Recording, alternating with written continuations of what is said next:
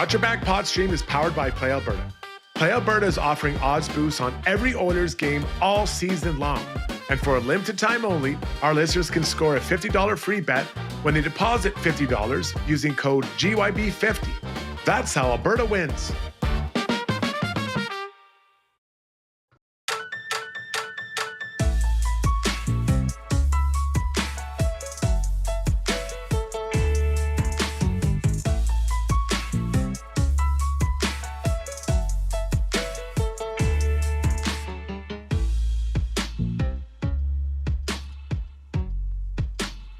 Hold on a sec, Shogger. You're in the green room. 1 sec.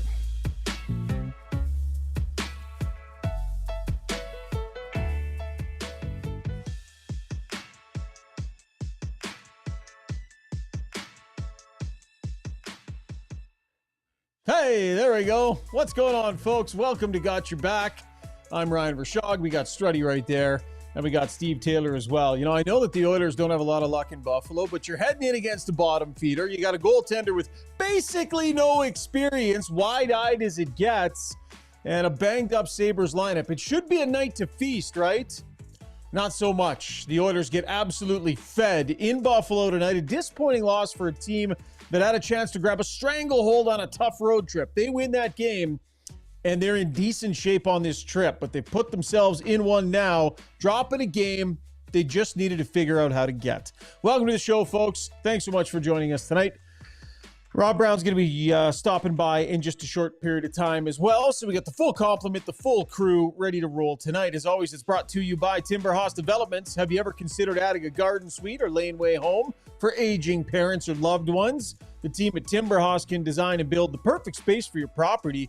With a focus on naturally inspired living, they create warm, thoughtful spaces that enhance the lives of your loved ones and provide an oasis to help them age in place. Visit timberhouse.ca. Coming at you from the biophilic and fantastic Timber House studio out here in Sherwood Park. Discover how naturally inspired living can make your life better. Okay, Chris Boone, you're doing a little bit of work on the road, so that means we got the man, Simply Steve, just Steve, only Steve. I don't know what we decided on. Steve Taylor in Kelowna and Struds as well. Steve, how you doing, buddy? It's been a little bit. Yeah, it's been a while. Doing well. Life's good. How are you guys? I don't know, Struds. How are we, buddy? Yeah, how are you? Yeah, again, it's been a busy stretch for myself, personally. Myself. But Yep. nice little day today and recovery day. So, yeah, I'm ready to go. Ready to take on the rest of this road trip, boys. Yeah, for sure. Before we get started, I want to bring up, we've talked about Costco Murray on the show before. My friend Murray and neighbor goes to Costco every single day. 7 days a week, Murray goes to Costco for something. He'll go to Costco to get milk. He'll go to Costco to get granola bars, right? Save on 3 minutes from here, not nearly the parking mess, not nearly the lines. Costco, 7 days a week. So Murray and I are going to get together, go for a little stroll today. He says, I need 20 minutes. I'm running to Costco. I said, Murray, there's no way you're going to get to Costco and back in 20 minutes. How do you not know this? You go every single day. So, no, trust me. 35 minutes it took him, Struds. So here's the thing. If you go somewhere every day, you should understand the cadence of a place. Like why you would underestimate your timing so dramatically for a guy that is there every day of his life. I found that frustrating today, Struds. Yeah, you should have left without him. I mean, he could catch up with you, right? I mean, you're a busy guy. You have things to do. You know, you got to play 36 in your sim every day, check your email, play a little bit of Clash of the Royale, whatever it's called. I mean, you can't wait 15 minutes. Come on. It's not that. I just, like, if you make plans with somebody, to underestimate something, it feels that he does it every single day. But then he says, well, it's the longest line I've ever seen at Costco. I get a text from Costco. It's the longest line I've ever seen. I mean, it's always long lines at Costco. Always, always, always. I don't know. Steve, I imagine the Costco in Kelowna must be a zoo too. The Costco in Kelowna is the single busiest Kelowna in Canada, I recently learned. And I think they sell the most per day as well. We love our Kelowna here. Or we love our Costco here in Kelowna. Yeah. I love Dan it. Grasser says the Oil should go to Costco and buy some books on passing. Dan, not a fan Oh, of what jeez. he's watching out there. We got lots to break down in this one. And again, Brownie will be by here shortly. So let's just get right to it. Courtesy our friends over at the Canadian Brewhouse, we're going to get into breaking down this game. During every Oiler game day at the Canadian Brewhouse, enter at any Edmonton and area location for your chance to win Oiler home game tickets. Plus, enjoy a buck off Molson Canadian and Coors Light tankards. Edmonton-born, Canadian-operated. They got 48 locations across Canada. It is the Canadian Brewhouse. And if you were watching this debacle at the Canadian Brewhouse, well, at least you had some beers to down during it, Struds, because unhappy Oiler fan, we got a note from Brownie that was like, I'm going to be a bit, boys. We got a lot of callers on the line over at 880 Ched. So, wow, where do you want to start with it, Struddy? Where do you want to start with it? Let's set it up. Buffalo was probably my least favorite place to go in the whole NHL. I didn't like the city, the good Barcelonians. I never liked it there. I didn't look forward to going there. I didn't particularly like the arena. So when I look at all the teams that are in the league, I hated playing there. A lot of times that'd fuel because I'd be angry because I was just like, I don't want to come here. I don't want to be here. And I'm not going to lie. Even for me, a guy that was a borderline 5, 6, 7 D-man, there were nights it was hard to get up to play in Barfalo, in front of the good Barcelonians. So, I think that when you look at the situation, the Oilers, in a nutshell, to me, some of them feel the same way as I do when they go into that city, and there was not a lot of jump from the Oilers in the first period. Yeah, I mean, Knoblauch actually said he didn't really hate their start. Really felt after the penalty. So McDavid takes that penalty, and the kill allows one, and from there on, it was kind of Buffalo taking it to them. I think we need to set up the lineup too, though. Like Buffalo is missing a pile of forwards, pile of good players, right? They're starting this youngster in net. I mean, the Oilers are reasonably healthy outside missing Nugent Hopkins. Like this should have been one of those night Struds, but at the end of the night, they just outworked, outcompeted by a plucky group that's filled with, there are lots of young enthusiasm and such. But, I mean, what excuse is there to lose that game for the Oilers? I mean, how bad was this? To me, this was really bad that you would go in and lose this game to this team on this night. Even when healthy, the Sabres shouldn't be a threat to the Edmonton Oilers if the Oilers play up to where they're supposed to be. And give Lenny Ruff credit. That like the Buffaloes, they're doing what they can with what they have, and Shane Pinto's not there. I'm not sure that'll be a trade that will be great as we look back 5 years from now. Shane seems to have some challenges staying healthy, which is really brutal. I feel bad for him. But you should roll into Buffalo saying, guys, we got to get to them early. Buffalo's I like their D, like between Power, Bowen, Samuelson, and Dahlin. They move the puck pretty well, and they're all pretty long. Like that group skates pretty well. They take up space. We saw Samuelson score a goal the other night in overtime against Detroit. But like even fully loaded, Shocker, you're not like, oh my God, this is the 99 Detroit Red Wings. Like you should go in there thinking we're going to win this game. All right, let's get to breaking it down, and then we'll focus a little bit more in on some of the bigger picture elements and things that are going on here. So, McDavid, he knew right away, caught the guy in the face with the stick. You're going to get dinged for that every single time. And then obviously the goal there. What did you think? To me, it felt like Darnell Nurse, it was his job to make sure that pass can't get down low there, where there's putting his stick in the proper passing lane. He had it to the inside where there wasn't really a threat. So just looked to me like a blown passing lane coverage there from Nurse on that first one. And then a nice move in tight. I'm not sure. Maybe a poke check from Skinner might have helped there. But to me, that felt like Nurse, Struds. Yes. So his stick is just sitting there, right? And he's trying to take away that middle. There aren't a lot of players that make that move. There are some, but it was a lefty to the left of the netminder. He grabs it on the outside, quickly pulls to the inside and pulls to the far side. You're not really expecting that as a D-man, especially from that guy. That's not Corey Perry sitting there with 600 goals in his back pocket, right? So you're a little bit surprised by that. So I actually have all the goals. That's when I'm like, okay, to me, that one was legit. I'll give them credit for that one. Hey, Brownie. Hi, guys. What happened tonight? I missed the game. I actually So did tuned Oilers. in.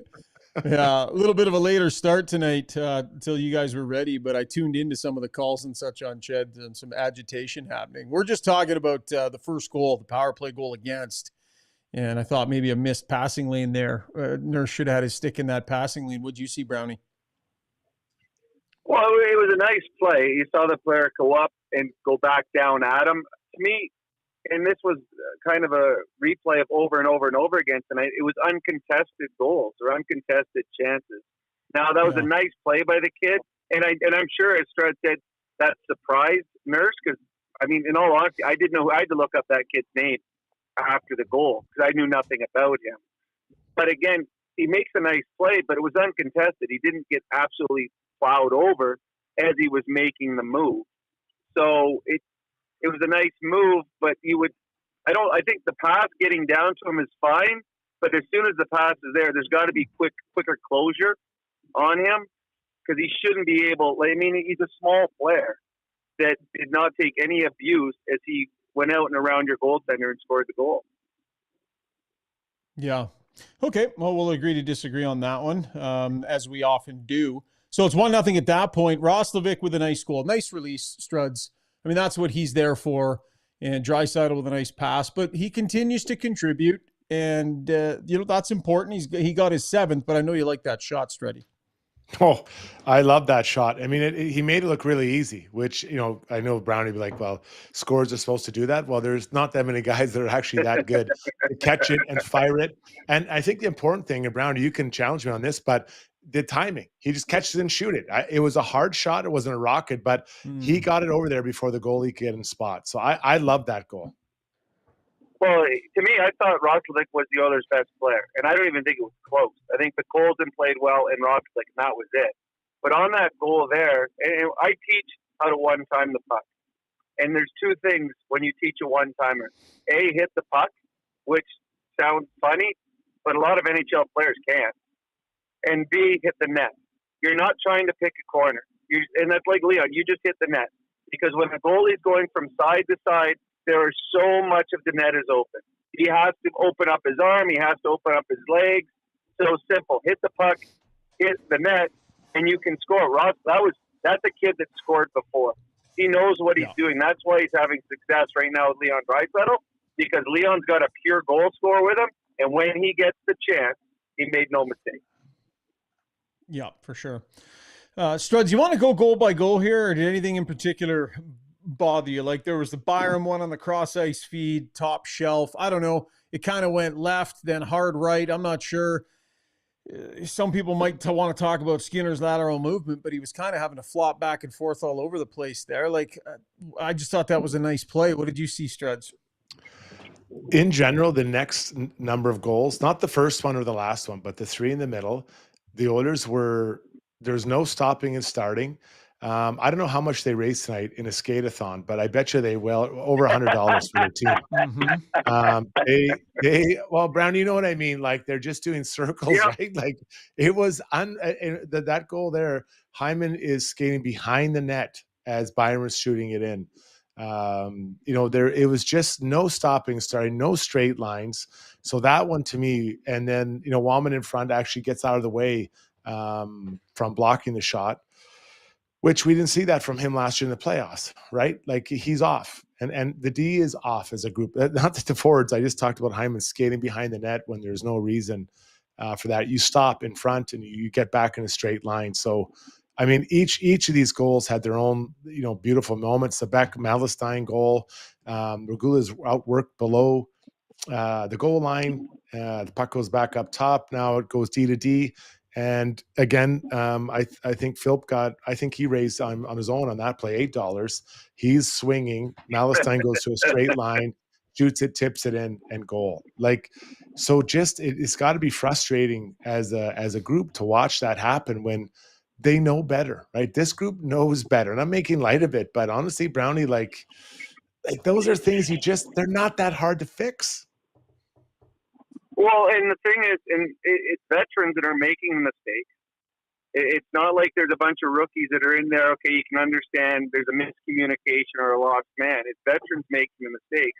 The one where Hyman's behind the net, then Connor McDavid went from three different players in front. And what's happening is there's no communication. So players are doing each other's jobs. So eventually someone's wide open because, oh, I went to that guy. Oh, you're there already. Then you're turning, well, who's the open guy? All of the goals are uncontested. They're guys standing by themselves. And there's a bunch of guys who were brought up from the minors. Minor league players, when given time and space, will score in the NHL. And tonight, when Bowen Byram's shooting from there with a wide open net, Skinner's going back and forth because there was nobody in the slot to stop the puck from going back and forth because they kept chasing. So you're right, Strud. This is, to me, it's miscommunication. The Oilers have zero swagger defensively right now, and teams are picking them apart. Can we talk about that points well. Go ahead. Sorry. So, so and I'm gonna get to the fourth goal. Yeah. So when you're talking, I'm talking about straight lines, and I'm talking about just doing your own job. And Brown, that was a great point. Like, you don't have to be running all over the place. And it looks like Craig McTavish used to call, say there's a fire drill, and the fire drill was on in that one. The fourth goal, for those who didn't see it, the puck carrier comes around the net and to the left of Skinner, and Nurse is in front with his player. Nurse needs to release there and go out and challenge the shooter because his partner is standing on the back post, not looking at anybody. So what happens is Nurse or the D partner says, "Hey, I'm releasing, switch," and he goes up and stands in front of the guy trying to shoot it. The D partner slides over and covers the guy that he was previously covering in front, but no one does that. So Nurse ends up standing beside the guy in front who they're both screening, and that player walks around and you're talking about a Brownie right there. The guy walks and just drops a hammer on Skinner. He's trying to see it through his screen. So again, that's pretty standard issue, Brownie. Well, it's funny on that one there because we had to explain that one tonight on Chad. Wallman gets beat out of the corner. He loses the battle, and that kid steals the puck. He goes behind the net. At that point, Wallman's got to yell release or whatever the word is you use, and because he can't chase behind the net. He's not going to get there in front of the net, but he doesn't yell nothing. He just goes and stands on the post. Nurse he just took the easy way. The easy way. I'm just going to stand with this guy. I've got someone. So even in the video, when we see the video afterwards, I'm with the guy. The guy that scored the goal went behind the net. He, in all honesty, should have come around right away and tried to stuff it. But he took a little wider route, and partly it's because he's a smaller player. Smaller players don't usually drive the net. So he comes around. He goes up high. He actually stumbles, stops, resets himself, and realizes, oh, my God, nobody is on me. And then had enough time to turn, take a step forward, and shoot. He had so much time there. And that's when I go again, uncontested. There was no communication amongst the two defensemen. Those are veterans, Wallman and Nurse. They've done that move play 1,000 times, tens of 1,000 times. And instead, some kid, that was his third ever NHL goal, had all the time in the world to stumble, reset himself, and he was 10 feet out when he got that shot off with nobody on him. And that, to me, it's Knoblauch last week said something. The Oilers were too soft in their own zone. That right there was a soft play that allowed a small, skilled player all the time in the world to pick his spot, and then all of a sudden the game is over. Okay, we're going to spend some time on the blue line specifically in our takeaways segment. For right now, though, let's get to our Weiss Johnson soundbox and hear from the head coach. Brought to you by Weiss Johnson Heating and Air Conditioning. Should you need a new Trane furnace, air conditioner, heat pump, hot water tank, or garage heater, Weiss Johnson is now offering 24 months, no interest, equal payments, OAC, to make your purchase easier heading into the Christmas season. Their family helping your family for nearly 50 years. Visit WJJingle.com for exclusive specials just for Got Your Back Jingle lovers. Jingle. Weiss Johnson, Weiss Johnson. A bit of a longer comment. Chris Knoblauch's thoughts on the Knights and bigger picture. No, I don't think it's been the same. That was a little bit different tonight. Usually we've been giving up a lot of chances off the rush. Tonight that wasn't the case. I thought we did a pretty good job on that. Defensive zone, they had us running around, and just whether we're getting beat to the net or maybe even a couple times, certainly on one of the goals I can remember, is just not being aggressive enough, where we're so tight in the middle that just letting them walk around, where we got to be a little more assertive there. Then unfortunately, I'm not seeing a pattern. Chris, what comes to mind when you hear that your team's record away from home ice is 4-7-2 so far? We're always disappointed after any loss, and we've always got expectations that we can be better, and we want to work on things like what if it's our breakout, our ozone play. There's a lot of things that we can get better. We can make our team harder to play against. And right now, I don't know. I think we're a lot of things to clean up. Okay, some obvious stuff there. A bit of understatement there, I would suggest. But look at the coach. He's got to maintain a certain level of even keel. I can't imagine he was happy after this one. Brownie, Struds and I talked at the beginning about just what this Buffalo team and how banged up they were and where they are in the standings and this new goaltender and such. Like, in your world, how unacceptable is what happened tonight for this Oiler team? Is this just, sometimes you don't play a great game, or is this a little bit next level, what happened here tonight against this opponent? Well, I think it's a continuation of what we've seen. It's an Oiler team that's not playing with urgency, not playing with desperation. They played against a team. 5 of the top 9 forwards are out for Buffalo. You got a bunch of young players. They're going to work hard, but a lot of them are minor league players, and you have a goaltender's 5th ever start. That was as easy a night as Ellis is ever going to have in the National Hockey League. I mean, the one goal, Roslovic scored, nice goal, but he got to see every other shot. There was nobody in front of him. Hyman in front on one power play and on the 6-on-5. Other than that, every other shot he saw. That's just the willingness to go into the blue paint. And the Oilers didn't have that tonight. As for the Buffalo Sabres, I don't remember really any time that their forwards beat someone.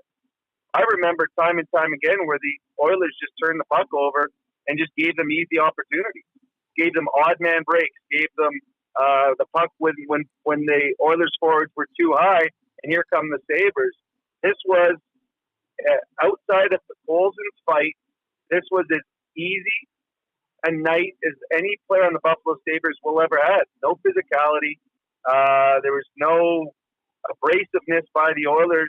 It was a bunch of young players who, and Struds, the skate-a-thon I thought was a really, really good analogy of tonight. It was just a bunch of Oilers skating around there, and nothing was contested that the Buffalo Sabres had to do. So, yeah, this was a disappointment night. But, Sean, I'm going to throw this back at you. How many games? We're 21 games into the season. How many games have the Oilers been the better team? I'd say it's 3 or less, where they've been the better team in a hockey game. Yeah, definitely. You can count them on one hand, Brownie. Your point is well made. This team is not anywhere near firing on the cylinders that it has. I guess, big picture that kind of brings it up. Like, so 21 games in, 9 wins this year. Last year it was 10. They go to a Stanley Cup final. Year before that was 8. They go to a Stanley Cup final. This team is terrible in October and at the start of November. For whatever reason, it's an awful trait, and there's no excuse for it. It's ridiculous. But Struds, is this the same as the last 2 years, or are there different types of alarm bells that need to be ringing right now because of some of the details in what we're seeing here? Or is this, they can just figure it out like they do? Yeah. So I heard this, a long time. I read a lot of history books, and I came across one Winston Churchill quote, and he said, "You can always count on Americans to do the right thing after they've exhausted all other options." And I think it applies with them. And I think it applies directly with the Edmonton Oilers. I think that it's very similar. Like, they'll try it the easy way. They'll try to do it, the way they aren't supposed to. Then when they're desperate, then they kick it in high gear and they go. The core of this team is sound. Not sound. It is elite. It is really, really good. The core of this team. And any night, the best players on the ice are the ones that are impacting the games. Let's say a good percentage of the games. So the best part of this teams are the centers and the D-men. And those guys, they will find that they have to compete and they have to block shots and make plays. I'm talking about the D now, when they're desperate, because we've seen them compete and they're not competing. So I think it's the same as the other ones. So what did I say the other day? I have to remember. I think I said early to middle of December, when that's when I'll be like, if they don't turn it over, then we've got a problem. But I think there's still lots of time for them to fix. So to answer your question, I think it's the exact same. I don't. I have no worries. The Oilers are going to be a playoff team. There's not 8 teams better than in the Western Conference, and probably they're going to have a home game in the first round, the first game of the playoffs, because I don't think there's 2 teams better than them in the Pacific Division.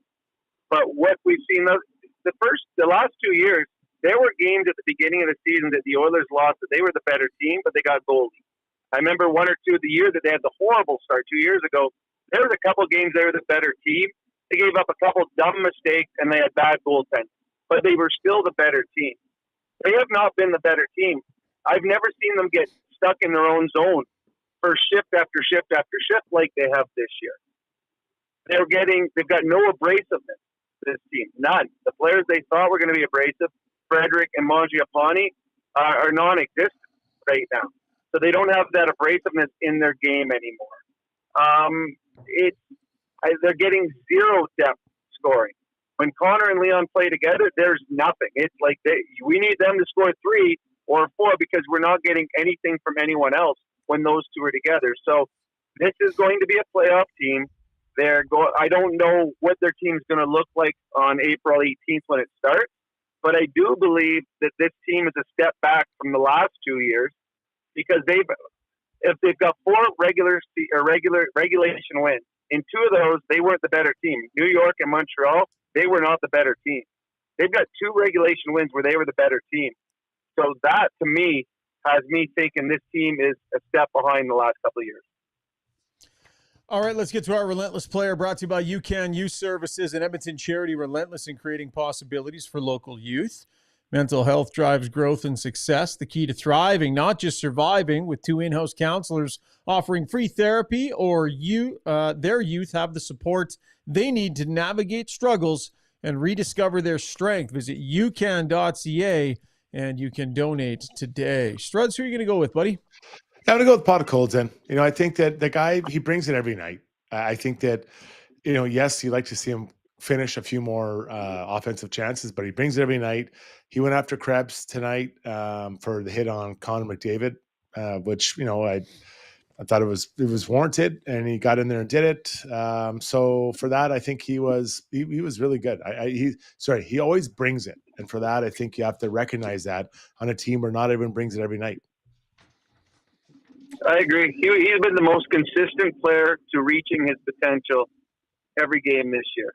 It's as far as and as high as others, but he reaches it almost every night. Yeah, no questioning the guy's work rate for sure. Okay, that's our Relentless player, brought to you by UCAN Youth Services. Really quickly, going to check in on our storyline today. Zuby tweeted it out a little bit earlier on, and a reminder that you can check our social media feed during the day. We'll put out a betting line courtesy Play Alberta that we think is tied into a nice story. Well, Zuby pointed out that Skinner has never allowed more than 3 to Buffalo in 7 games. And so he had Stu to allow 3 or fewer and the Oilers to win. Obviously did not go that way. People are always going to talk about the goaltending when there's this many goals that go in, but do we all agree here that Skinner was definitely not on the list of issues that the Oilers had tonight? Brownie, this was a group that's kind of in a lot of ways left him hanging. Well, we got a couple phone calls on Ched, and to me, I said blaming the goalie tonight is allowing 18 other guys an excuse. The 18 other guys were not good. The third period started, and Skinner made 4 big saves to keep them in this hockey game. This was not on Stuart Skinner. This was on all the other players. The low-hanging fruit. That's what it is. And I think it's been like that all year. I mean, I don't know. Show me the goalie that could be, 2, 3, 4, 5 wins more than Stu Skinner.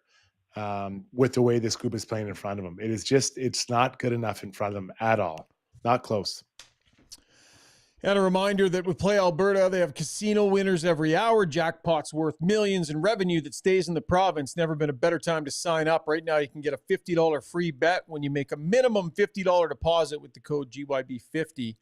That is code GYB50. Start playing with your game sense today to find out if you are Alberta's next winner. All right, going to take a break. When we come back, let's dig in a little bit on the blue line, shall we? This Nurse-Wallman pairing is a disaster. But what are the solutions? We'll talk about how bad it is, but we'll talk about solutions as well. What would you be doing if you were Chris Knoblauch? That's part of our YouTube poll tonight. So let's talk some D when we get back here on Got Your Back, presented by Timberhouse. For over 60 years, Belvedere Golf and Country Club has delivered a high-quality membership experience to Edmonton and area. And now it's even better. Drainage and irrigation improvements in 2024 have taken course conditions to a new level. This commitment to long-term sustainability means exceptional playing conditions all season long. Belvedere's tee sheet availability is unmatched, so join now and experience golf the way it was meant to be played, on your schedule. Visit belvederegcc.com today. Mainline Water and Sewer specializes in sewer line repair and replacement using advanced trenchless methods for fast, clean results. They provide detailed sewer assessments and scoping to identify problems before they become costly. Serving both residential and commercial properties, no job is too big or too small, and with over 40 years of experience, they've seen it all. Trust Mainline to keep your lines flowing smoothly.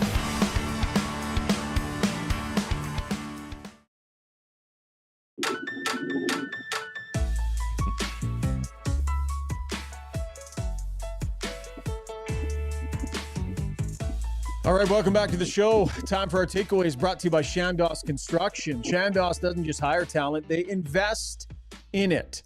100% employee owned. So when their people grow, the company grows as well. They're always asking, are you ready to build something that matters? Come be part of their team. You can apply now at chandos.com/apply. That's chandos.com/apply.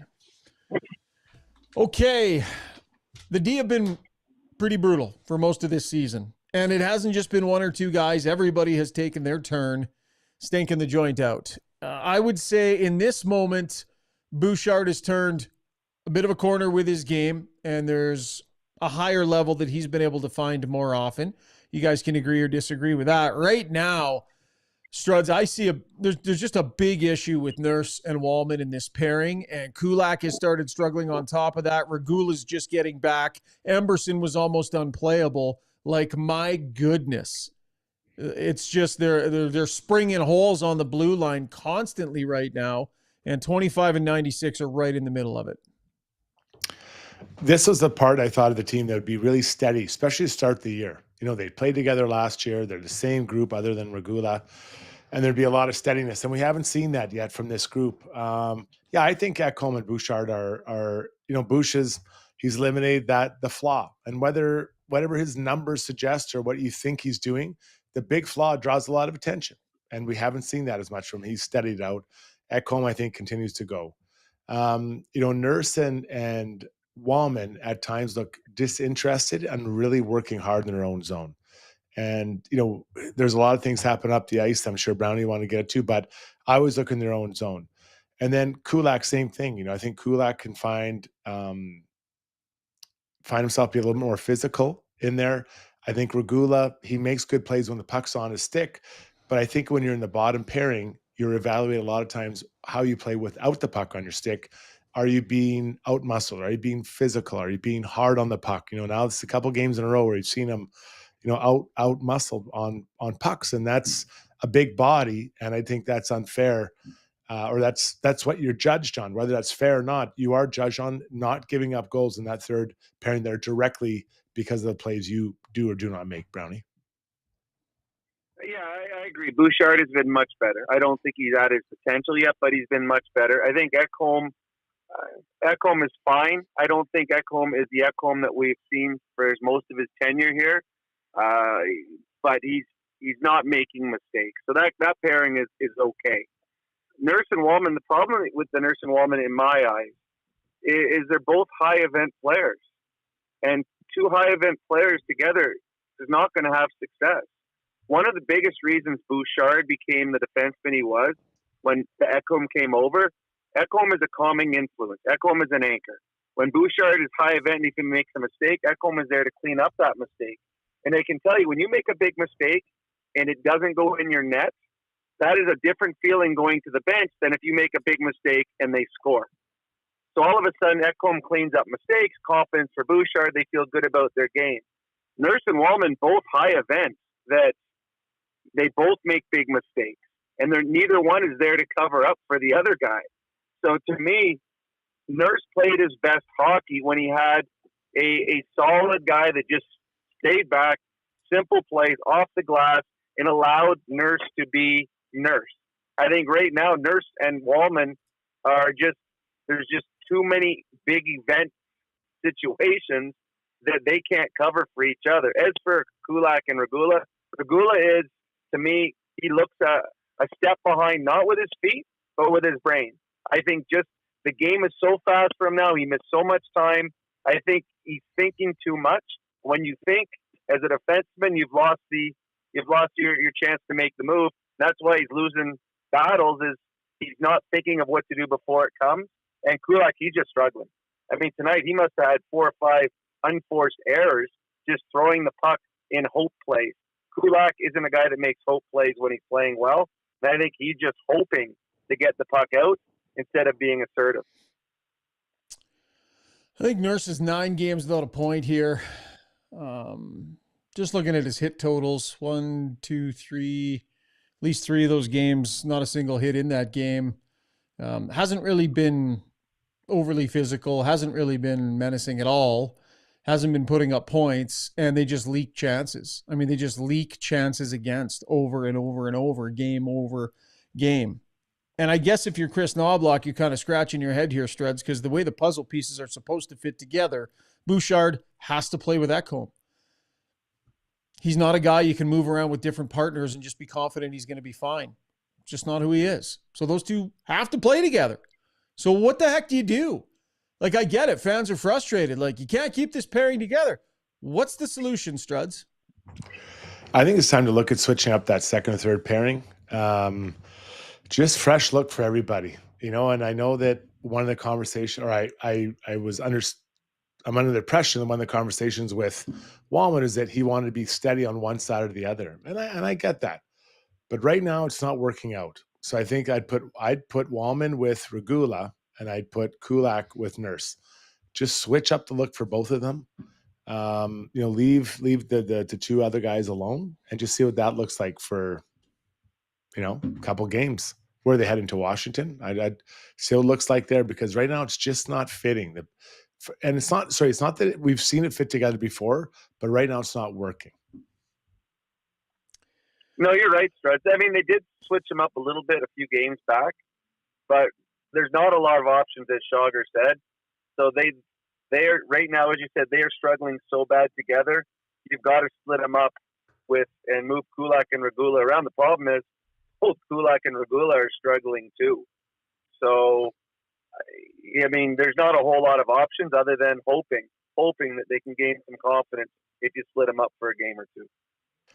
And maybe you sit Regula for a game, or I think he's had a few goals directly, so put Emerson back in there. I'd mean actually Emerson and Wallman. And maybe Emerson is, he doesn't make, he's pretty steady, he's not very offensive. He sits back there. So maybe that'd be a pairing to calm everybody down for a minute. Oh my goodness. I'm not saying that to you at your suggestion. You remember Emerson the last time he was in? Remember how we were stunned that they didn't put Regula in because Emerson was so horrendous? Like, nobody is putting together giving them options here. Nobody's giving them options. Like, the idea that a struggling Regula goes next to a Wallman who is just as bad as we've seen him in his time as an Oiler right now. And I guess you just got to change it to make it different. But holy smokes, Alec Regula needs to get his feet underneath him. Like, the guy he's barely played, and they've committed to this guy. He's got to be in the lineup. He needs a little bit of space to find his game, and put him next to Wallman right now. Oh my goodness. Like, it just, Brownie, the options just stink. You know what you wish you had right now? Troy Setcher. Yeah. Well, I mean, you know what you're getting from that guy, right? Yeah, I mean, you do. I mean, consistent. I mean, his bar isn't as high. It's consistent, but you're right. Emerson, I know that Strud said put Emerson. Emerson really struggled, and we were shocked that he came back in back-to-back games because he was struggling so badly. I think you keep Regula in. I think he has to try and catch up to game speed, but unfortunately for him, there's no safety net for him because Kulak, Wallman, and Nurse, all three of them are struggling right now. You can understand a Regula struggling. He didn't play for over a year. He's just back in the lineup from a concussion. So you can understand that he needs a veteran presence to calm him down. But unfortunately, right now, the Oilers don't have that because the other three are struggling worse than him. The thing with Regula is, I think if he can find his game and get his feet underneath him, there's a player there. I do think that there's a player there. And I think there's a chance that could be a better fit with Darnell Nurse on what you would debate could end up being their third pairing. Because if Wallman can get it together and Kulak can get it together, I think on any given night they stand a chance to be every bit as good a pairing as what Nurse and Regula would be. So take your pick as to what's the second pair and what's the third pair. So maybe there's a pathway to not having to do this Nurse-Wallman thing down the road, but Regula just, he doesn't have it right now, and he's struggling to find it. Let's get to our DeBoer's Golf Shop and Fitting Center YouTube poll. Stock up with buy 3 and get 1 free on all gloves. And check out all used inventory priced right at cost. Save $100 on Click Gear push carts, or power up with Power Caddy power carts and save $250. These deals and more happening all month long at DeBoer's, 5311 99th Street here in Edmonton. Simply Steve, what do we got, buddy? All right, so we asked, what would you do first to the D-pairings? The four options we gave were nothing, keep them as they are, split Bouchard and Ekholm, pair Kulak with Nurse, or pair Regula with Nurse. We got a lot of comments from the stream as well. Chris in Berlin says he wants Kulak and Bouchard to be an option. Regula would benefit from Ekholm, is what Zedmo says. Bouch and Ek are the least of our problems, is what Mo says. And D. White says Wallman can't play his weak side. It's time to trade Kulak, get a top 4. Right, D. So lots of opinions out there, that's for sure. No shortage. Yeah, lots top of, 4. A lot of top 4s floating around. Just ask Toronto how many top 4s are floating around right now. Well, and the Oilers already have 4 defensemen making significant money. They're not trading, like, Kulak doesn't make enough money to bring in a top 4 defenseman, right? So how are you doing that for what Kulak makes? They've got 4 guys that they're paying in and around that range. Somebody had said, why aren't we talking about coaching? Go ahead, Brownie. Well, I didn't say nothing. Brownie say? I was listening to you. Sorry. Oh, sorry. I thought I heard something in the background there. I thought I interrupted you. Why aren't we talking about coaching yet? Somebody had asked. That's where we were going to take it next. Can't help but notice, guys, like there was a lot of experience and gravitas that was removed from this coaching staff this year, or that left this coaching staff from last year to this year. Paul Coffey is Paul Coffey, right? Did it make things maybe a little chaotic in there at times with a presence that big? Sure. But say what you want. That guy got pretty good results out of his blue liners. And then at the other end, I just don't think we can overstate how much this group will miss Glenn Gulletson. And this is no offense to Paul McFarland or Mark Stewart, but Brownie, just in terms of people that will get this group's attention, this staff just does not have the same gravitas as what these guys had in front of them last year. Should that matter? It shouldn't matter because it's a veteran team that has been to the Stanley Cup Finals back-to-back years and understands what they need to do. I hadn't actually really thought of that. That's a good point. I hadn't thought about the experience that they've lost on their bench. And not just experience, but when they talk, there's a certain type of listening that you give them. When Paul Coffey talks, one of the greatest that ever played. When Gullickson thought, well, he's been around a long, long time. There's really nothing that he hasn't seen. So that's a good point, Schauger. But as a team, I mean, they're not changing really much. It's the same head coach, so it's not like they changed a whole lot of the way they played. I'm going to go with what Strud said, that this is a team that just hasn't found its way yet. That it will find its way, hopefully sooner rather than later. And in later December, if all of a sudden, again, if it hasn't started to change, then maybe the voices that are gone were very important voices, Struds, and voices that maybe carried more than what they have there now. Yeah, so I'll challenge you a little bit. I'm not totally against what you're saying, Schauger, but I thought the penalty kill might struggle, and it got better, which is incredible. What is it, top 10? I thought the power play would get worse, and it's gotten better, at least percentage-wise, and that's the only way I can really count it. So two areas where the coaching, I think detailed coaching really makes a difference. We've seen improvement. The problem is the 5-on-5. I mean, the 5-on-5 is a real mess right now. And, maybe we can say maybe it wasn't tonight or it wasn't yesterday, whatever. On the whole, these 21 games, the 5-on-5 has been a real problem. So was Glenn heavily involved in that? Was Coffey heavily involved in that?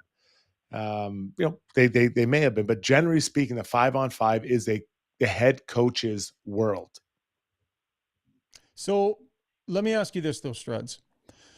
Part of what we're seeing is some really difficult performances individually, right? Guys have dipped. Like Evan Bouchard went through a stretch where he just could not shake that big mistake, and it was killing his game. Darnell Nurse has been going through just some brutal play here recently. Wallman has had major dips. Kulak has had major dips.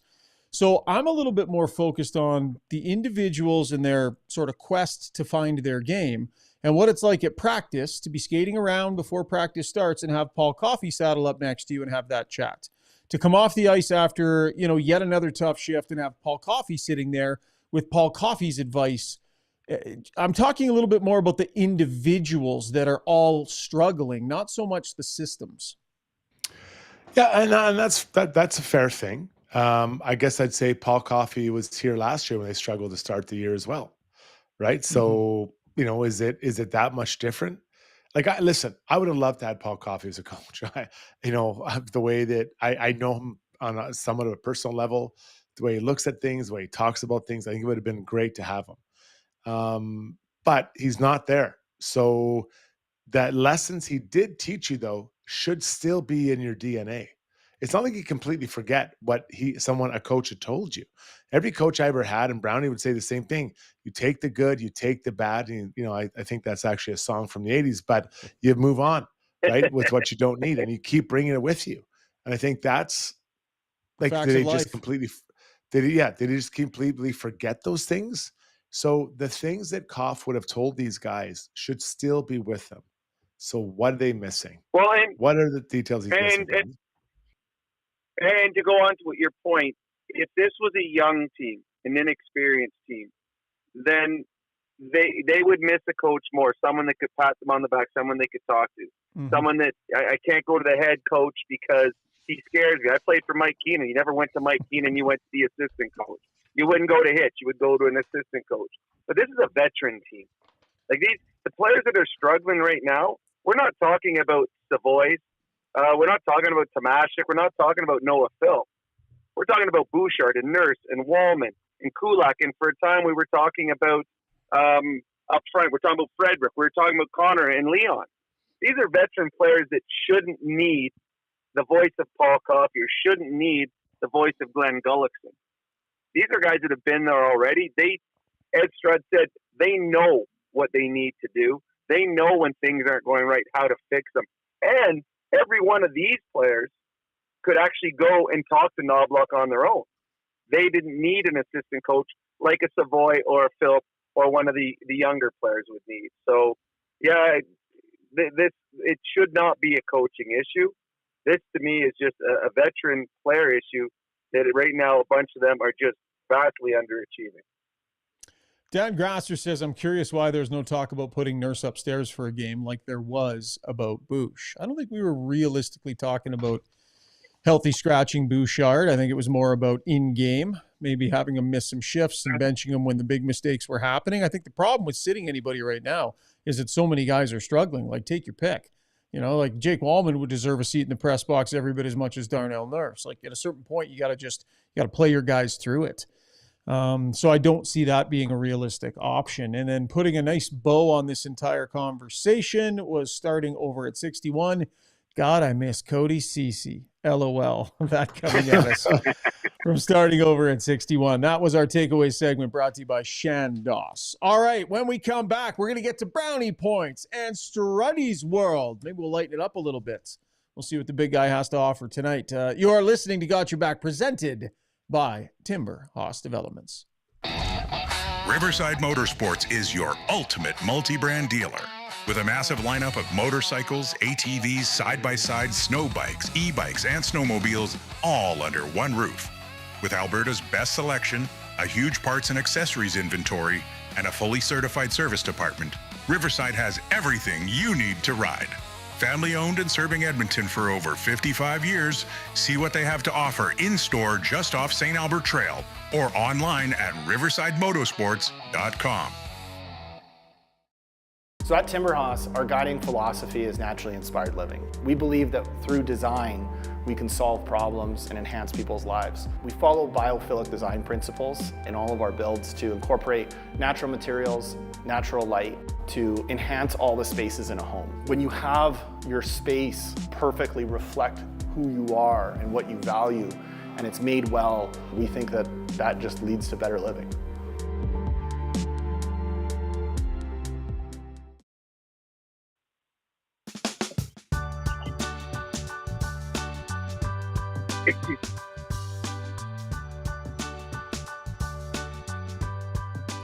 Time now for Struddy's World, brought to you by the Alberta Ram dealers. Get 10 Brownie years points. built-in Brownie confidence. points. What? You said Struddy's World. Oh, okay. Sounds, yeah, okay. Time for Brownie Points.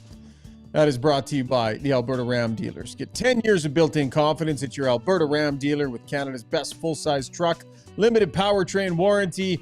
Every new 2026 Ram truck comes with a 10-year, 160,000-kilometer warranty. See your Ram dealer today. Thanks for keeping us on track. Steve, Brownie, off you go, my friend. Well, I'm going to start with 34 brownie points. The Buffalo Sabre youngster Tyson Kozak, who I got to admit, I had no idea who he was before the game, but we should all know who he is now. The 22-year-old, former 7th-round draft pick with a career 34 NHL games, was tasked with going head-to-head with Connor McDavid all night long, and then halfway through the game, he was going head-to-head with Connor and Leon, and he was excellent. He and his line mates Krebs and Greenway, a fourth line at best, ended the night on the plus side, and a huge reason the Buffalo Sabres won this game. I've got 24 brownie points to Rasmus Dahlin. The Buffalo Sabres star D-man is one of the top D-men in the world and a great equalizer for a Sabres team that's pretty beat up with 5 forward injuries. To my eyes, Dahlin was the best player on the ice, and in his 24 minutes of ice time, the ice looked slanted. He is one of the few defenders in the NHL that can skate and think like Connor and Leon. Dahlin had an excellent hockey game. I got minus 60 brownie points to the Oilers' puck management tonight. It was every player, and it was all 60 minutes long. The Sabres were missing 5 of their top 9 forwards, and the Oilers made it so easy on the Sabres by turning the puck over and over and over. They compounded the constant turnovers with poor defensive play, allowing the Sabres time and space in the offensive zone. It was a very easy night. I honestly can't remember the Sabres out-battling an Oilers for a goal tonight. Every goal seemed to be an open opportunity. I got zero brownie points to the Oilers for their lack of urgency and desperation they played with in this game. The one common theme through the first 21 games has been slow starts and a lack of aggression until they are down a few goals. That catches up to you sometimes, and tonight it did. There are no bad teams in the NHL anymore, so you cannot simply outskill a team without urgency in your game. Tonight was a great example of an undermanned, last-place hockey team playing with an urgency that the Oilers could not or would not match. And my final one, I got -4 Brownie points to the Oilers' depth. Tonight, the depth players from the Buffalo Sabres scored 4 goals and were the difference in this game. This wasn't the Tage Thompson and Alex Tuck show. It was a young depth players of the Sabres that won this hockey game. One problem when the Oilers go nuclear is the pressure on that top line it has to produce. Because right now, when 29 and 97 are together, you are getting absolutely nothing offensively from the other 3 lines. And it showed tonight as they weren't able to score, and neither were the rest of their players. And that, my friend, is tonight's Brownie point. All right. Great stuff as always, Brownie. Has he ever given out 0 Brownie points before, Struds? Has there ever been a 0 on the board? Wouldn't it just be something to not talk about? Well, in theory, yes. It's a bit of that. They can probably make it a little clearer, don't you think? I gave them 0 because they had 0 urgency in their game. It was a play on words and a play on the lack of urgency that the Oilers brought to this hockey game. Got it. Thank you, Gene Principe. Yeah, I feel like that might have been worth it. So, You've been talking about lack of aggression, right? I mean, the coach doesn't ask for it from them. And he didn't ask for it from them all last year. You're talking about physicality. That's not urgency. You're talking about physicality. No, you said that's aggression. Not urgency. You used the word aggression. Aggression, aggression is not physicality. Aggression is being aggressive on the forecheck, being aggressive defensively, of getting pucks in deep and going back and getting it. It doesn't have to be physical.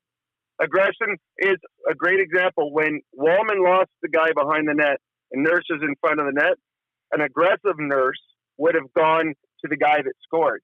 A passive Nurse stayed in front of the net because I got a guy, I'm going to just stay with my guy instead of being aggressive and going to the proper guy. The physicality, to me, they're not built to be physical, this team. And so to me, physicality is one thing. Aggressiveness and urgency is something that this team has played with in the past. They don't play that way at all right now. Strud's thought on that element? Yeah, I mean, it gets into my Struds world, but I think that I don't agree with you guys that they're not built to be physical. I think that we talked about this last year. So they lost Kane, they lost Perry, but look at that back end. I mean, last year Wallman was much more physical in the playoffs. Nurse was physical in the playoffs. Bouchard, Ekholm, like there's a lot of guys being physical in that playoffs. And Hyman went off, led the league in hits in the playoffs. So for the time he was in there. So I think that this team right now is in neutral and it's killing them. That's unfair. It's making it a lot harder than it should be night in, night out for this group. Well said. That's fair. Although I think that's fair. It's their bottom 6. It's their bottom 6 to me that is not a physical group.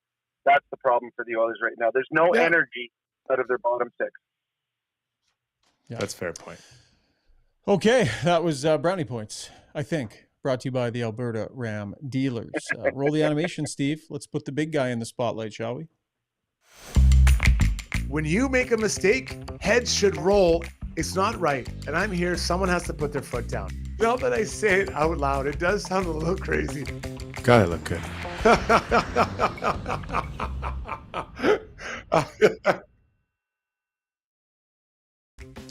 Yes, it is time for Struddy's World, brought to you by Batty Realty at Royal LePage, AR Team Realty. Buying a home's a big decision, and the team at Batty Realty guides clients through the complex process with expertise and care. They give you unwavering support even after the keys are handed over. Their clients say they truly make you feel like the only client they have. Visit BHATTIRealty.com. That's BattyRealty.com. Struddy? Practice matters. It just matters. And I think we talked about this a little bit the other night, but the only way you get more physical and more assertive in your own zone is by practicing it. Now, I'm at none of the practices. My schedule, I can't get there. Shaugher goes to a ton. Brownie, I think you maybe go to a few. And honestly, I have a hard time believing, just from what I'm seeing, that they do practice it ever.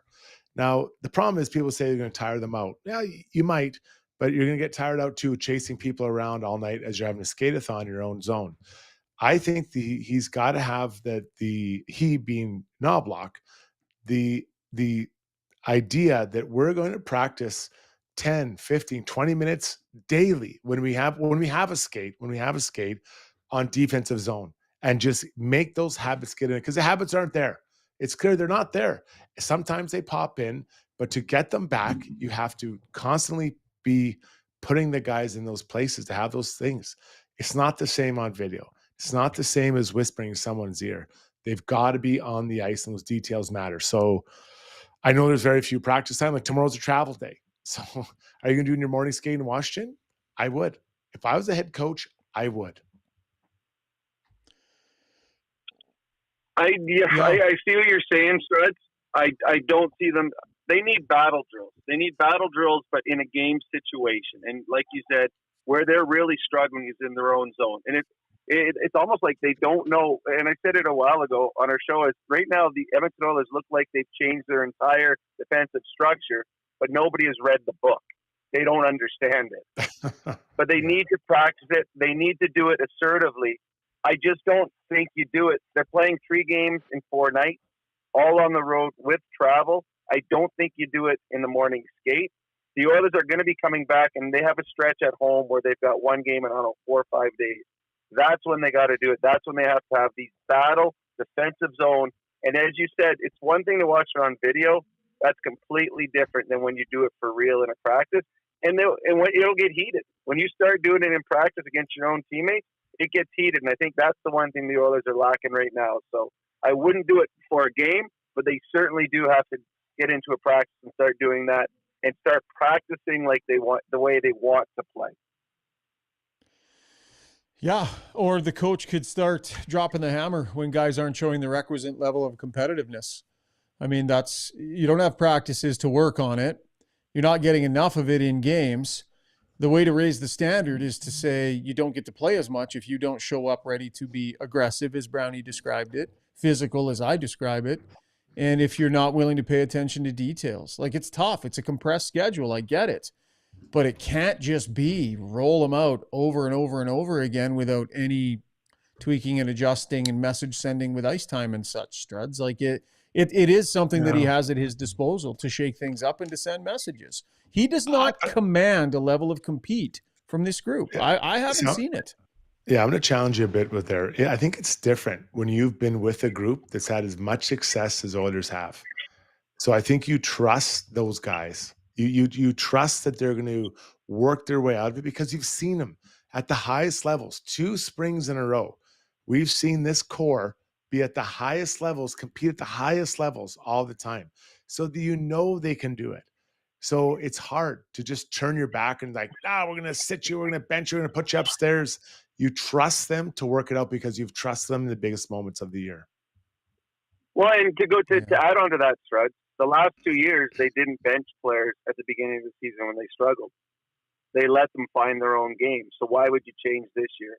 Because you know that they will find their game when it matters. So, yeah, I agree. To me, they're all struggling on the back end, so I don't think you bench anyone.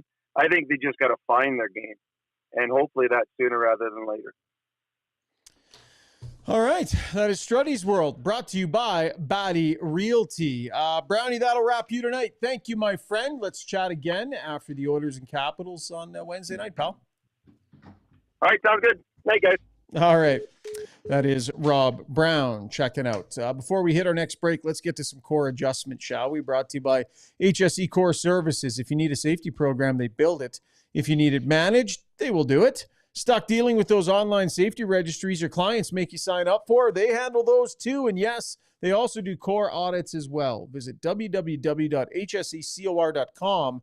That's hsecor.com. for more information. This was kind of going to be part of what I wanted to hit on in core adjustments, Struds. If we feel like that level of aggressiveness from the team isn't there, not playing on their toes, if they're not getting that from them consistently enough, being patient, waiting for them to play their way through it, as you suggested, I understand that, these guys they put on some miles together and they have shown their coach that they can do it, but he can't just sit on his hands either, can he? Like, you can't just sit on your hands and keep rolling them out there and keep just sort of same old, same old. I feel like he's in a tough position just because of the sheer number of guys that he has struggling. And isn't that the point? I mean, like you said it earlier, 5 year playing well, Strudwick's not playing well, we'll take him out or we'll bench him or whatever. Like there's not a lot going. Like, yeah, Evan and Ekholm they seem to be getting closer to a level we expect. So I think even as a coach, you sit there and think, okay, those two are pulling out of this. We expect the other guys to pull out of it as well. And those relationships make a difference, man. I think when you've been through what they've been through, it's just hard to pinpoint the guy to come out. You know, it's helped, I think, getting Hyman back. You know, Nuge, I don't know. Maybe he's skating, I don't know, and maybe he'd come back at some point. That bulks up the lineup a little bit, but it's like that back end. You know, you're going to bench 4 D-men. You know, and what, bring back some forwards? Like there's a lot after in this game this evening. I think it could have been better. Yeah, he's in a tough spot because, to your point, for the most part, the group has shown that they're capable of it, but they're taking their time getting to it. Like this is yeah. It's not pretty. We go through this every year, man. It's how much do you analyze? Like if you're Stan Bowman right now, you're sitting there looking at this, you're like, do you feel like you kind of know what you have? You're just pissed off at them because they're not getting there? Like you think I don't know that Bowman is sitting there feeling like there's this massive crisis happening and he's got to burn up the phones to drop somebody in and fix things or whatever. I think it's more just like, well, you guys get your crap together already. My goodness. Why do you have to do this every year? You know, like it's different. It's different than some level of panic where you feel you need to do something. There's not really anything. There's no cavalry coming that I see, nor do I think he's thinking that way at this time. Well, because what do you even fix? Like, what are you saying you got to fix? You got to fix all the D? You know, like it's impossible. You have your group. This is the group. You know how I know it's a group? They've done it before. That's how I know, right? Staying with the centers, like it's their Rostovic's been an unreal offensive addition to this group. Unreal. So, you know, it feels like you're getting there. You know, then putting Nuge in this lineup pushes someone else down again. And I'm thinking it's going to be Nuge goes third line center. And now that bulks up that area again for your group. Trent Frederick's got a better game than he's shown. You know, along with the D, I think that Mangiapane has a better game than he's showing. Like there's guys that have so much more upside than they've shown. Do you think I've never seen Connor Clattenburg's name on Twitter, and I know it in the more than in the last hour and a half or so. I know he's scrapping it up in the minors and he's making an impression and such. I mean, I don't mind the idea of dropping a guy in that you know is going to go out there and compete and bleed for you a little bit. I don't mind that idea, but I haven't watched their games. I don't know how he's playing. I don't know how usable he'd be at this level, Struds, but what have you thought of that? A guy that's gone down there and basically just every chance he gets dropping the mitts and saying, I am not happy being here. I want to be there. I love the idea of Clattenburg, and I never watched him in preseason. And I think there's going to be a player there. I do really think it. And I'll say this. I enjoyed playing with guys that would stir it up. My personality wasn't so much to go and stir it up, but I came in and cleaned up messes on aisle 7. And I liked it when someone made a mess because I was like, okay, I'll go clean this up. I'm thinking of Sean Avery, and I cleaned up a few of his messes. So when I'm looking at a guy like Clattenburg, maybe that's what, you know, gets Trent Frederick physically involved more in these games. Maybe that's what lights a fire underneath Mangiapane. You know, could you imagine that being a line for a game? I mean, like, or two, and just the energy it might go and just kind of get their wheels spinning again. So I have a hard time envisioning that a guy's probably on the second or third line AHL is the solution to spark, you know, the NHL team. But, you know, at this point, maybe you're like, okay, let's try it. Because I do think that he plays with energy, and this team right now doesn't have a lot of it. Well, the other thing too, we'll see what happens with Noah Philp here, but I think it was out towards the back half, played 6:23 in this game, so maybe there is a need. We'll see. Sure. I don't know that that'll happen, but I've just seen his name a ton here tonight. Okay, that was our core adjustments brought to you by HSE Core Services. Quick break. When we come back, we'll take a couple of laps, visit our scoreboard, and ask us anything as well. Get your questions in on the stream, and Steve Taylor will pick the best of them, and you can fire them our way for that segment coming up in a little bit here. Throw us a like and a thumbs up if you don't mind in the break, and we will be right back. Why would you? Nobody puts in wood windows or siding anymore, so why put in wood fences? A maintenance-free vinyl fence from DLR is backed by a lifetime warranty and will save you time.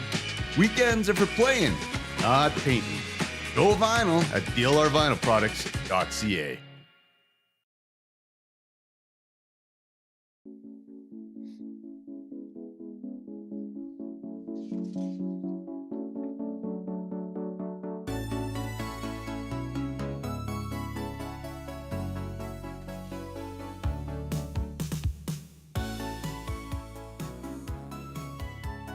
All right, time to take a couple of laps, brought to you by Riverside Motorsports, your multi-brand motorsports dealer serving Edmonton for over 55 years, offering a diverse selection of new and pre-owned motorcycles, ATVs, side-by-sides, snow bikes, e-bikes, snowmobiles, and they got absolutely everything. Located just off St. Albert Trail.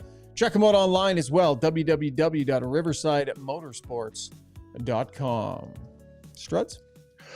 I recognize this was yesterday, but I think it's important to talk about it. Adrian Kempe signed an 8-year extension with LA Kings, just over $10.5 million per year. You know, there was some talk I saw in Oilers fan circles that this guy was going to come to Edmonton, and yeah, he'd look amazing beside Leon O'Connor. I don't doubt that he'd look good beside you and me, Shogger.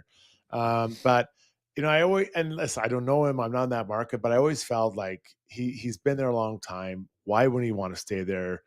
It's a great place to play, and it seems like it's a good organization. So Kempe off the market, not leaving a lot. What does that leave? Like Alex Tuck next year as the big free agent, which pretty good one, no doubt about it. But there's a lot of good guys that have come off the board already. Well, does that deal take him to 37 or 38? I think it did. It's up there. Yeah. It's up there.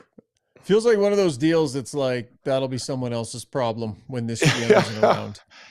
He skates pretty well and he's got a good shot. Like, I don't know how much else he really accomplishes out there, but those are two things that he's really good. I think he's pretty good at. So I think that's got some energy for a few years for sure. But yeah, I don't know that the big guy will be there when that one ages out 8 years from now. Next up, Michael Misa, high pick this year for the Sharks. He's been with the Sharks and he's been viewed sparingly. I think they're doing a lot with him, what he did with Leo Carlson in Anaheim. He's not playing a lot, but he's been injured. And he's one of the guys that the Team Count would probably love to get back that is in the NHL. He's injured. Today, their coach gave an update that he's behind Skinner as far as his rehab. The Team Canada would like to get together. I think it's December 12th, if I've got it in there somewhere, to kind of get a camp together for the team. Now, they are hinting that for NHL players, it might be different.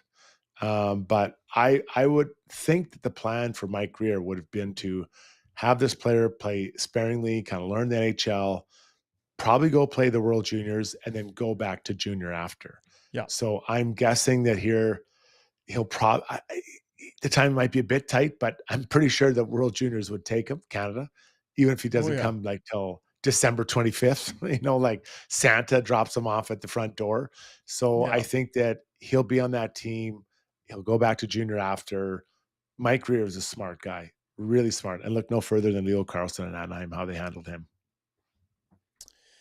So 7 games played, he's got 3 points, 11 minutes and 44 seconds average ice time for an 18-year-old forward. I know kind of getting your beak wet in the NHL, Struds. It's probably okay. It's not going to hurt you too much, but you need to get going, get playing. I love it. I think it's great.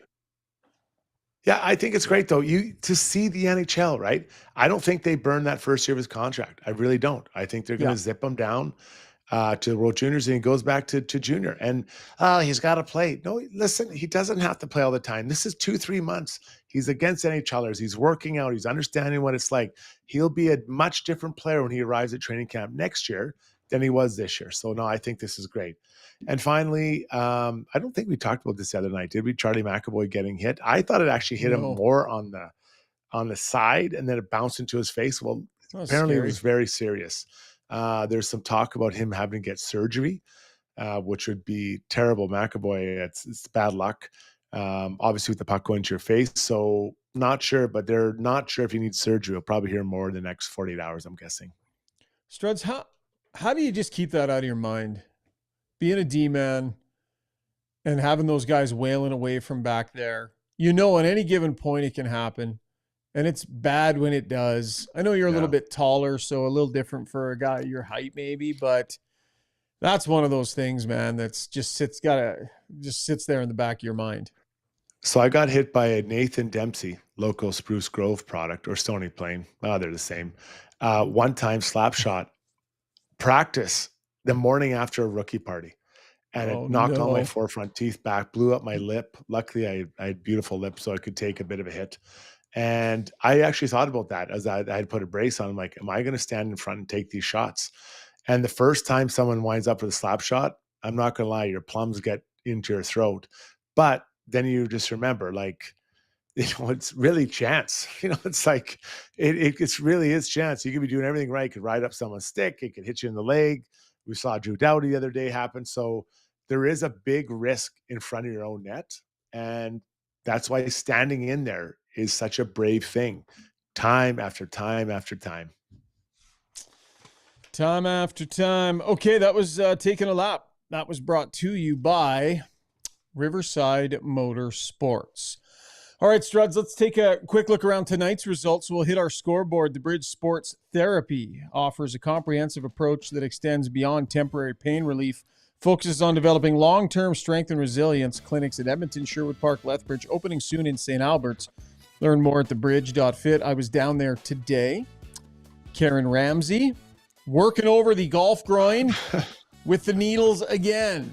I'm getting used to them, though, Struds. I was barely sweating, and I actually leaned into it a little. I was like, hey, you know the worst one? The one that I always yell? Do that one first today. Bring it on. I want that one. So she gave me the tough one. It's like, it's no good. But it's feeling dynamite tonight, buddy. So I'm getting braver, and I'm making progress at the Bridge. Not all heroes wear capes. 6 games tonight in the NHL. We'll start with the Caps and the Kings. Last time Kopitar will have been to Washington. They exchanged jersey after. Both Kopitar and Ovi scored. The Caps win 2-1. Panthers take the boots to the Canucks 8-5. In this one, Elias Pettersson gets 2 goals, which is good news if you're a fan of the Canucks. And then Seth Jones get a couple goals for the Panthers as well. Should be mentioned, the Panthers outshot the Canucks 41-15 in an 8-5 win. Yikes. Nice. And the last one here, the Jackets and the Canadians, 4-3. The Jackets win in this one. Kirill Marchenko scores in the shoot at the final, where he gets the winning goal for them. So they win 4-3 down at home against the Canadians. All right. That's your scoreboard, brought to you by The Bridge Sports Therapy and Training. Steve, hop in, buddy. Let's wrap up our DeBoer's Golf Shop and Fitting Center YouTube poll. Where'd everyone land on this one? Alrighty. Sorry, let me get the shot here. So, that's okay, buddy. Again, the question we had in the DeBoer's Golf Shop and Fitting Center poll was, what would you do first to the D pairings? And coming in at the top spot was pair Kulak with Nurse. 33% of respondents wanted that. Split Bouchard and Ekholm came in next at 28%. 22% of people said pair Regula with Nurse. And then only 17% said nothing. Keep them as they are. Okay, there you go. Not a lot of options for Knoblauch. It'll be interesting to see if they do try and tweak something. Recent results would suggest probably something is needed. Just no great options staring him in the face. Okay, good healthy stream tonight. Real solid number too. We appreciate everybody joining us on the live stream, both on X and here on YouTube. Or if you've downloaded us and are listening in podcast form, thank you. We appreciate your patronage. Time now for Ask Us Anything, brought to you by Mortgages by Maria. So if your mortgage is coming up, don't just sign the first thing that the bank puts in front of you. let Maria help you work through some strategy, right? You can save thousands of dollars, make sure your money works harder for you, not for the bank. She can bring you a bunch of different options, not just whatever the bank's rates are. She can shop around. She can find you the best fit, works with a bunch of different companies. If you haven't worked with a mortgage broker, give Maria a call. Mortgagesbymaria.ca if you need to get something done. Steve, there's this 4 Oilers is all over me here in the stream. Something about goaltending. I don't know exactly what it's been about, but he seems like he really wants to get a few shots in here. So feel free if you want to call up one of his. So I feel like he's challenging us a little bit on goaltending or something. So feel free to work some of that in. I can take a look here too and go over it. I don't have his ready to go, but his general thought was that he's sick and tired of you, Schauger, giving Skinner a pass. Me? Okay, so sick and tired of me giving Skinner a pass. So what I would say, I'll just reiterate what I've said all along on Skinner for Oilers, and thanks for joining us tonight. I think that Stuart Skinner hasn't been good enough this year. His last couple of games, he definitely has not been the problem. So let's keep in mind, there's been a slight uptick here, but for the bulk of the season, it hasn't been at a high enough level. And I also said quite loudly that he will not be in net or shouldn't be in net for the Oilers game 1 of the playoffs if he doesn't demonstrate he has the ability to find a higher level. He's got a window of opportunity to demonstrate that, and we're still in that window. So I know you're frustrated and you want a better goalie today, but there's a process here, right? New goalie coach, lost a little bit of weight. He's going to be given some runway to try and figure it out. And if he can't, that timeline will run its course, and then it's on Stan Bowman to find somebody else.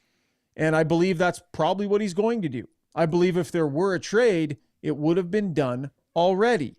On Calvin Pickard, we absolutely blitzed Calvin Pickard on the show the other night. Not even close, has not been good enough, not even in the ballpark. So there you are, 4 Oilers. Go ahead, I'll pay attention to any reply that you have, but that's where I stand on goaltending. Struds, you got anything else to add to that? You nailed it.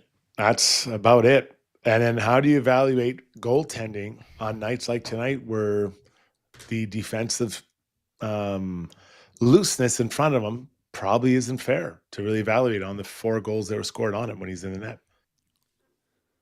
All right. Some questions from the stream. Let's start with this guy. I'm not sure how to pronounce it. Chris Zabin? Yeah. I'm Chris coming. Oh, wow. You had that ready to go. At my fingertips. If you can be typing on the stream, you can be doing the show. Where are you, buddy? I will say, first of all, nice to see you too. Second of all, he is in another city. He doesn't have his equipment with him. And I think he's actually gone to bed in his defense. This came in early. He said, ask us anything. Good. This team has won a number of games this season despite playing only 20-ish good minutes. A full 60 may be unattainable. But how many games can you guys think of where they even put in a solid 40 this season? Not enough. Yeah, How's that? I can't remember, but not enough. Yeah, I don't have the number directly. Maybe that Vancouver game early in the year, right? I remember praising them in that one. But not enough. And they're capable of so much more. Rory Urama says, ask us anything. Struds, as fans, we complain about a lack of physicality, but are we underestimating the courage needed to do so? Okay, so I think we got to separate the two things. I'm not necessarily looking for them to hit. I'm looking for them to win 50-50 puck battles more frequently. And not every 50-50 battle is the same. A puck that's at the red line in the middle of the ice, you win and lose that when you have numbers. It doesn't really matter. Below below your goal line, in front of the net, along the wall in your own zone, even along the wall in the offensive zone. Those are the areas I'm looking for more juice to win those battles. I'll jump in here with a reply from 4 Oilers. He says, I'll agree. You nailed it, Schauger. Like I said, you usually got a logical take.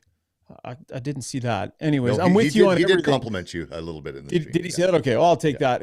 I'm with you on everything, but that did not come across on the Stoff segment. So just indulge me for a quick minute here. I went on Bob's show and we were talking about goaltending. Bob made the suggestion that there are a lot of people saying they knew all along the Oilers should have moved on from Calvin Pickard after last year. That's what we were discussing. The people that are coming out of the woodwork saying they should have moved on from Calvin Pickard, and I knew that. And I call total BS on that notion. That's what I was doing on Bob's show. Anyone who says they knew Skinner needed to go or Pickard needed to go, that's ridiculous. His playoff record was unbelievable. His cap number is fantastic for a goaltender that can put up the kind of numbers that he put up last year. And the salary cap in the playoff matters this year. So to have a $1 million backup that can give you that level, there is no chance the Oilers were moving on from Pickard in the offseason. And anyone who says they should have or they knew, total BS. That's what Bob and I were discussing, not his play this year. And people are coming at me constantly with that. Pay attention. That was the dad voice. All right. That was the dad voice. I'm going to go back to winning the one-on-one battles, Struds. Cyril Strainer, personal trainer, says, ask us anything. Can you improve board battle skills in practice, or is it more of a will to want it more than the other guy? So I guess, Struds, how much of it is practice versus will, in your opinion? It's an intention. And I always liked it when we were struggling in some area of the game and our coach would tailor the practice towards what we needed. And Tom Rennie, I thought, did a great job with this. We needed to get more pucks to net or get bodies to net or more compete. And he tailored the practice towards that. Now, sometimes we were in New York with the Rangers, so we had a lot of practice time compared to what you have out west. But that's why I go back to my Struddy's world. I would do some of this in a morning skate, 15 minutes, 20 minutes. Get them thinking about it and feeling that feeling of battling in there, and even include it a little bit, 10, 15 minutes every practice. Yeah, I know you don't get to other things, but you got to clean up your D zone. And I would do it. So yes, it is an intention, a desire to want to do it and remembering what it feels like. Do you risk not having the legs early, Struds? Like, is that a risk of, because if you're going to do it, you got to do it there's a purpose to it. You don't want them to half-ass it, right? So you have 23 players on, well, maybe not. You have 20 skaters. So you do it for 15 minutes. You're each doing it for 7 minutes. I think you're fine. You're fine. Then there's whistle and talking time. You're fine. Mm-hmm. So yeah, obviously some talk on the stream about the Oilers defense shooting too much. Neil Garrity with a funny comment has made me laugh. He said, I'm picturing fans at an Oilers game yelling, "Don't shoot," when the D-men get the puck. Obviously, we hear the fans yell shoot all the time. But yeah, any thoughts about that, Struds? I get these texts all the time about why the Oilers or D-men are shooting. I see it on Twitter. I get all those things. Are they going down to the corner getting the pucks themselves? Who's getting the puck to them? The forwards. So I've said this many times. I feel it's an easy out. You get in the corner, instead of trying to attack the middle of the ice, to try to attack in the bottom of the net, trying to get it across, you throw it up to the D. And what are we supposed to do with it? Are we supposed to just pass it D to D and pass it back down to you? If we have a lane, we're shooting it. I think the Oilers forwards have to get more interested in driving the puck off the wall, getting more to middle of the ice with the puck and shooting. First option. Second option, passing to the D. Or what we've seen the Oilers do in the past, you pass it up to the D, and then you do a high roll. So now you almost come out of the zone. So now you can come down through the middle and get the puck back. Now you're skating downhill with the puck. So I love how they're all blaming the D for shooting it. The puck is coming to them. What do you want us to do? It's a lot of forwards that are complaining right now. A lot of people who play forwards in men's league, Division 18. Yeah, and the issue is that fundamentally point shots are rated fairly low. So in the world of high danger chances, in the world of all the analytics and such, they're low percentage shots based on the numbers. And when you aggregate that out over a season, it's quite noticeable. And this was pointed out about the Oilers last year. The only thing is, too, Struds, it's not like they have the exact same option every time they get the puck. Sometimes you get the puck and, very clearly there's nobody to pass it to. And whether it's the perfect situation to float it on net or not, you're either hanging on to it and maybe you're the last man back, right? These stats don't account for that, making a safe play. Stats don't account for whether or not anybody was actually open to pass it to or not. Maybe the forwards didn't go to the right spot. And the stats definitely don't account for whether anybody actually went to the net like they're supposed to. I have no issue with forwards wanting to give the puck to the blue line. If the guy's open, it's a good spot to have the puck.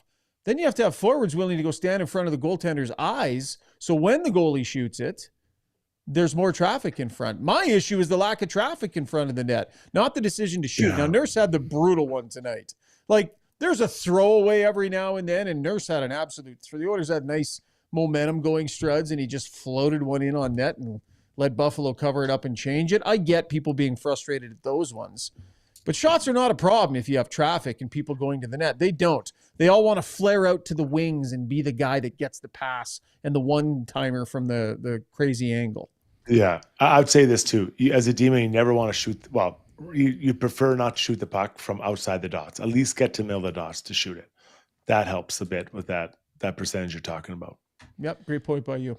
All right. A couple more quick ones. Dan Gracer says, Struddy, how does it feel to poke check a slapper and have it right at the stick and right in the chiclets? I'm wondering, Struds, like the worst puck you ever took to the mouth, and I want to know, were you in your home city or did you have to get on a plane after? Like, how does that work?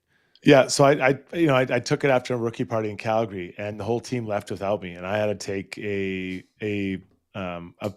regular commercial. Not that there's anything wrong. I took a commercial flight from Calgary to San Jose. The team just left, and I get it. Like, no one cares. You just like the party goes on.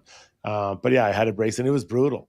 But I never had a puck rolled up to me. I think one of the things that I took a lot of pride in was blocking shots with my stick because I had really long reach. So I'd kind of keep it tucked in, and just as the guys were going to shoot, I would just meet them and just shoot it out there. And I would usually stymie it. I didn't want to get up. I just stymie it. I never got hit in the face. I never I never had a puck right up anywhere in my face at all. I was doing an event. I was doing an event with Mac T a week or so ago, and you know, all those years in the league without that helmet, he never had one incident, Struds. He never had one issue. Never caught a high stick. Never caught a puck in the head.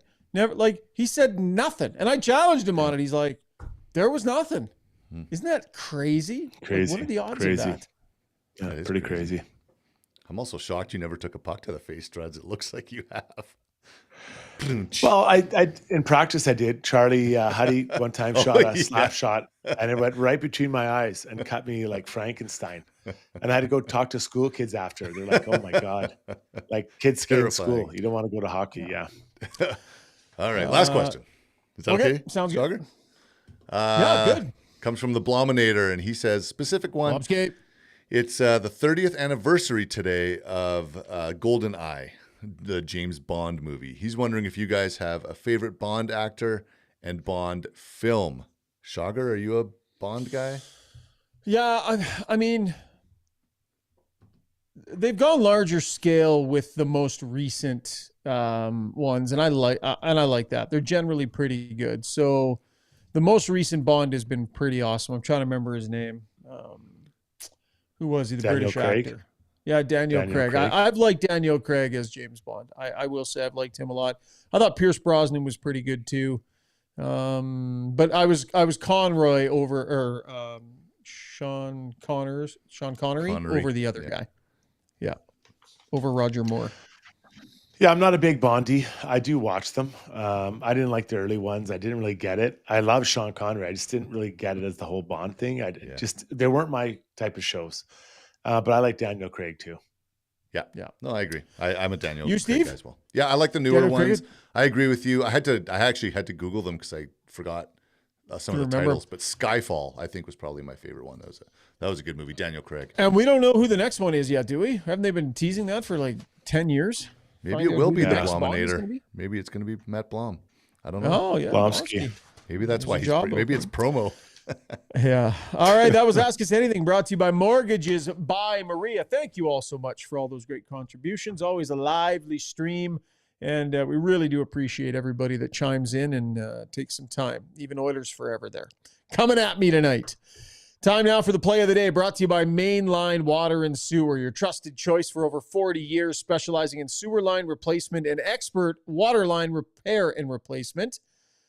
Slow drains are a sign it's time for attention, and aging lines can cause those basement backups, so they've got a great method complete with backflow protection. Whew, easy for me to say. Check them out at mainlinewaterandsewer.ca. What do you got there, Struds? Oh, incredible. The shootout for Columbus and Montreal, Kent Johnson didn't get the winning goal, but he got the most beautiful. He comes down and he is money on the shootouts. Forehand, backhand, bang. If you haven't seen it, go check it out. The guy is so good on the penalty shots, shootouts in this case. Didn't get the winner, but it was the most beautiful one for sure. And kudos from Struddy. Kayla Weethorn. First we're hearing from her tonight, says Struddy kind of looks like Daniel Craig. Oh. I've heard that before. Thank you for noticing, though, Kayla. But unbelievable. Who do people say you look like, big guy? What do they say? Who do they say? Well, there's so many talk about Ashton Kutcher. I've heard Daniel Craig. But I mean, whatever. You start talking about, when you're 9.5, you're going to get those comparisons, right? You could just let him keep going all night on this topic. All right, good job, guys. Yeah, no, I know, yeah. See you, boys. Yeah. See you, buddy. Nice job as always, Steve. Yeah, great job pitching in, Steve. Reminder to everybody, we will have a Ray and Dregs hockey podcast that drops tomorrow as well. So check out Ray and Dregs. And then Struddy's World Wednesday, and we will see you on Wednesday night after the Washington game. So tons of content coming your way. Thanks so much for tuning in. Big thanks to all of our sponsors. Appreciate you and all of you on the stream. See you in a couple of days. Oh, Kayla throws in, Shogger looks like Chris Pratt. Yeah, you had to make sure you said that before I ended this. Good taste, Kayla. Well done. Good night, everyone. I often think that looking in the mirror. All right.